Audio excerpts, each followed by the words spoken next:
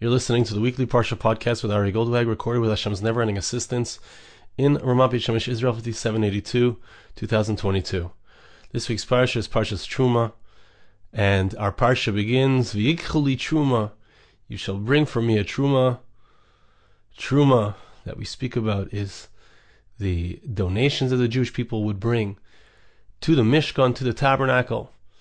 And in so doing, V'yikchu li, as we'll see in the Midrash, V'yikchu li, you will take me. Literally it means you will take for me a Terumah, a donation. But in the process of bringing a donation to the Beis HaMikdash, to the temple, there's a taking of Hashem, as it were, to ourselves. We enter into a relationship with Hashem. Let's see a beautiful Midrash, share a deep idea, hopefully walk away inspired and uplifted. V'yikchu li Terumah adau dichsiv. Says the Midrash, the pasuk says, you shall bring for me a Terumah. So we find a similar concept of a mekach. V'yikchu here is the lashon of mekach, of taking or of purchasing. So adau dichsiv ki lekach Torah nasati lachem Torasi al tazevu. In reference to the Torah, so the verse tells us that God has given us an amazing purchase, an amazing deal. Don't leave the Torah.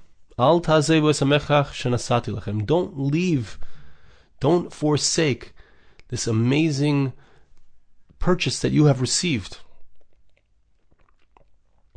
Yesh lecha adam shelekach mekach yesh bo zav ein bo kesef. What is unique about the mekach of Torah?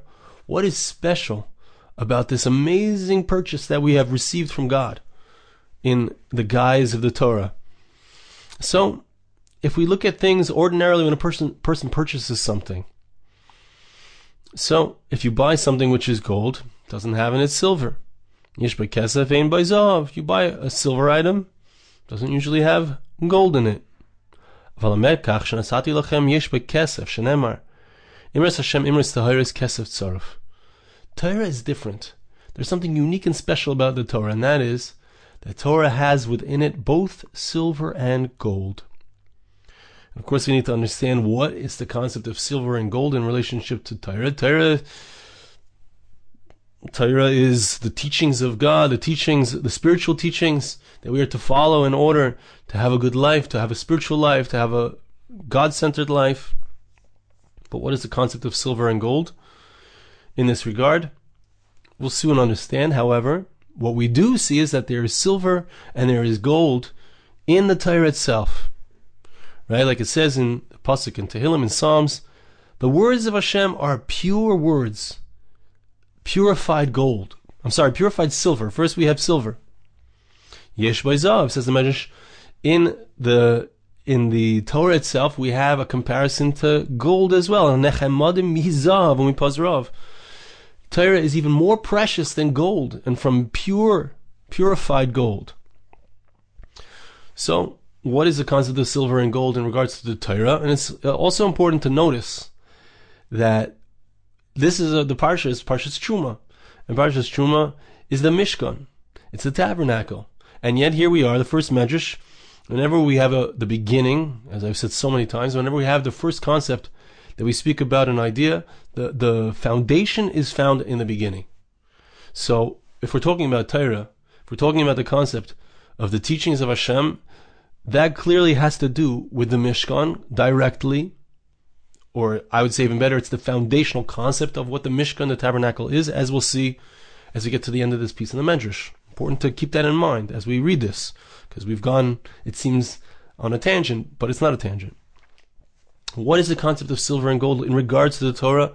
So one explanation that Yosef says is that there's the simple understanding of the verses, there's the simple explanation of the verses, there's the superficial, perhaps we could say, understanding, that which, the Pasha Pshat, the simple meaning and the simple act you do. You give tzedakah, it's an obligation to give charity. We put on our tefillin. We shake the lulav. These are all surface level. There's the action, but then there's the gold, and the gold is the deeper level. It's the deeper understanding. It's the side. It's when you bring these parts together. It represents the spheres, and it's bringing the male and female aspects together. When you bring the lulav and the esrog, you bring them together. When you give tzedakah, there's a concept of, there's the yud and there's the k, the hey. The hey of Hashem's name is the hand. The hey is for 5. Then there's the vav, the arm is stretched out, and the hey, which is the poor person receiving that money. There's all the depths.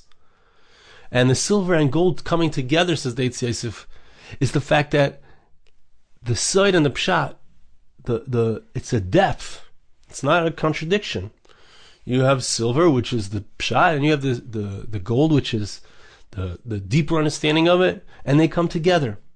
The outer aspect and the inner aspect, they come together in the Torah. That's the beauty of Torah, that you have the depth and you have the superficiality. They come together. And it's not superficial, of course. Other pshatim here that beautiful. The Maharzu says that there's kesef and there's zav. Silver is something that a person uses and buys things with, right? It's more, over l'seicher. It's the kind of money that you use. Zahav, gold, is something that you keep in your storehouse. It's not money that you take out. You can take it out maybe to change it into silver. It's like the $1,000 bills versus the $10 bills, right? And in the Torah as well, there are certain things that are, things that are everyday concepts that we learn in the Torah, applicable concepts in the Torah. And then that's the silver. And then there's the deeper concepts, or there's the concepts that are not as applicable. You learn about karbanos. Unfortunately, not yet. We don't yet have a Beis Hamikdash. Soon, Emir Hashem, we will. But we can't bring the korbanos, the sacrifices, but nevertheless, we learn the laws. And so that's the gold. So there's different levels within the Torah. There's gold and there's silver. So there's something, ki lekach toiv nosati lachem. We see that there's an amazing gift, amazing purchase, an amazing opportunity that the Torah affords us. Whether it's in its depth, in its service level, whether it's in the different types of learning that we do of the Torah. When it comes to a purchase, a person can buy a field and doesn't usually buy along with that an orchard. You'll buy an orchard, and ordinarily you won't buy a field alongside it. When it comes to the Torah, so you have an aspect of fields and you have an aspect of orchards. The Torah is all-inclusive. As the pasuk says in Shir Hashirim, in reference to the Torah, Shlachayach Pardes Mimonim. There's a concept of the Sadeh Beis HaShlachim. It's a certain type of field, and there's a Pardes, an orchard. So you see that the Torah, in a certain sense, includes all aspects. And in discussing this Midrash with my son, Moshe Dov, so one of the ideas that came out of the discussion, the idea that I thought of, is that there's a certain hana, there's a certain enjoyment that a person has. When you have gold, when you have silver, there's a certain sense of satisfaction. When you have a field, when you have a piece of property, it brings a certain satisfaction. You can walk into your orchard and pick an apple, or you can walk into your orchard and watch the workers who are taking the apples off, and they're going to sell them. There's a certain feeling of satisfaction. And the Torah includes all these types of satisfactions. When a person strives for spiritual greatness, when a person studies the Torah, strives for a relationship with HaKadosh Baruch Hu, so included in that relationship are all types of satisfactions, even greater, of course, than having silver and gold, because that's something that could be passing. A person can be wealthy, a person can lose their wealth, a person can have a field or an orchard and lose the field or the orchard. But when it comes to the Avodas Hashem, when it comes to a person's service of God, so it's something that's deep, it's something that's eternal, it's something that a person takes with him to the grave. Yesh lecha adam, loikeach mekach u'vnei adam einan yoden mahu. Hold on, everybody. There's someone at my door. Yes, Hadassah?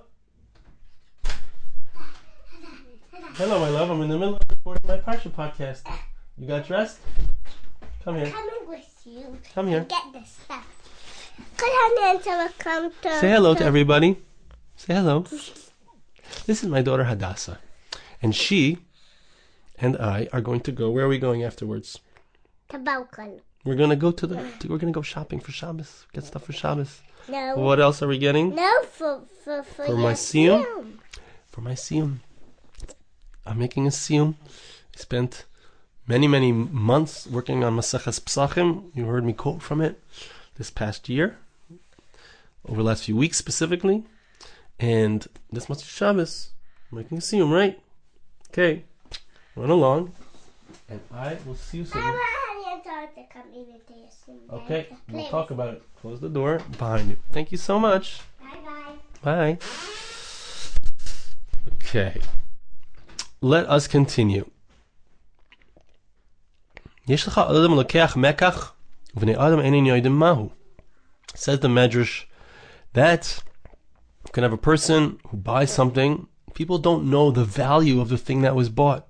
People don't realize what an expensive item it was. People are not aware. But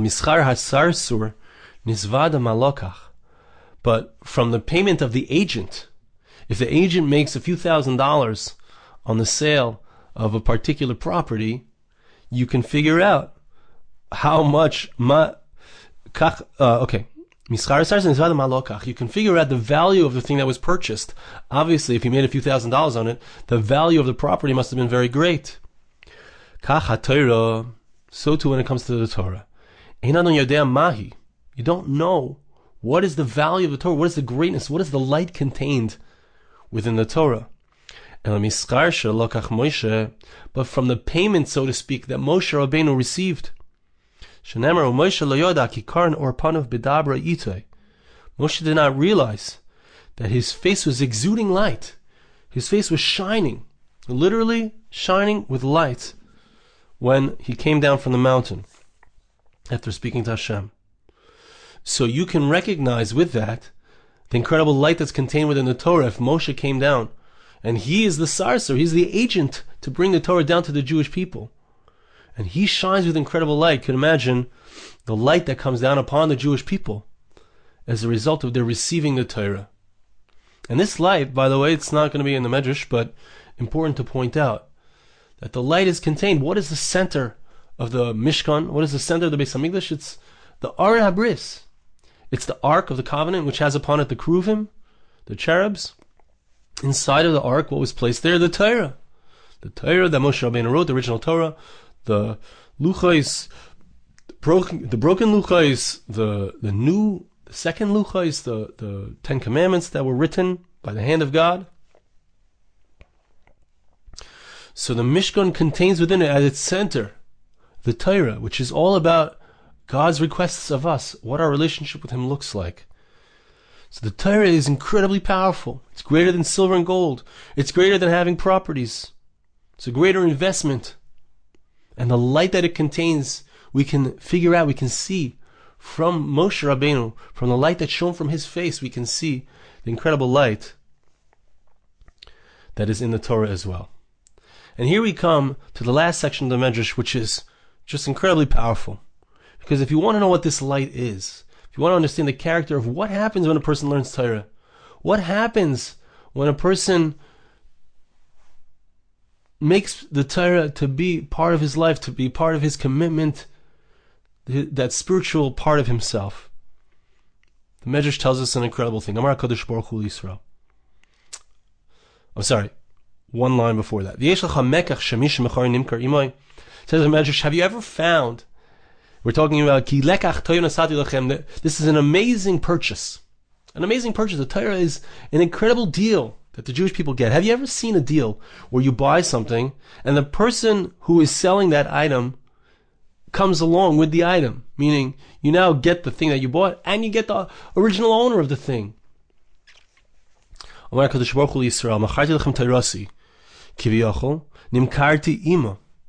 giving you my Torah. I'm giving you this amazing, I'm selling you, that's the lashon of the Midrash, I'm selling you the Torah. Buy this amazing, amazing purchase. And you should know, I come along with it. I come along with the Torah. Shenemar v'yikchu li. Truma, as the pasuk says, the verse says, you take me. When you give when you give a truma, when you give a donation to the Mishkan, what does it mean to give a donation to the Mishkan? It means that you now have show your chashivus. You have purchased. You're giving something to the Mishkan. What do you get back? What do you get back from your donation to the tabernacle? You get something back incredible, and it's called a relationship with God. It's called the Torah. And when you get this Torah, when you receive the Torah, what do you get along with it? You get God Himself, as it were. V'yikchuli. You take me, says Hashem. And now the Midrash says an incredible mashal, incredible analogy.